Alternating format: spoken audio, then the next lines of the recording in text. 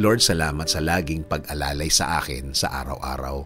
Panginoon, maraming salamat sa laging pag-alalay sa amin, sa laging pagtulong sa amin. We really appreciate all these things sa aming mga buhay.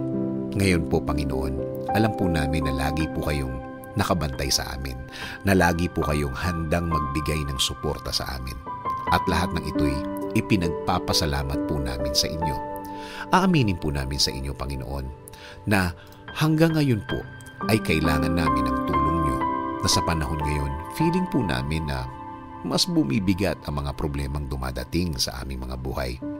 At inaamin po namin din, Panginoon, na minsan kami ay nanghihina. At feeling po namin, Lord, na paggrabe ng paggrabe ang aming sitwasyon ngayon. Na alam din namin na masama din ang epekto sa aming pamilya. Pero Lord, as always, the more na namumroblema kami, the more na mas lalakasan at mas patitibayin namin ang aming faith, na mas maniniwala kami na hindi kami nag-iisa sa mundong ito. Dahil nagawa nyo ng baguhin ang sitwasyon namin dati. Alam po namin na mangyayari po ulit yun. Alam po namin na tutulungan nyo po kami ulit. Kaya mga araw na dadating ay magiging iba. Kaya ang mga linggong darating ay magiging iba. Mas maniniwala at mas magtitiwala kami.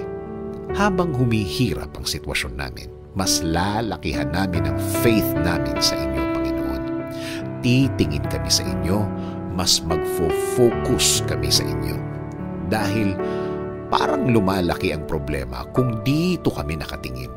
Kung dito kami nakafocus, mas natatakot kami, mas nag-aalala kami.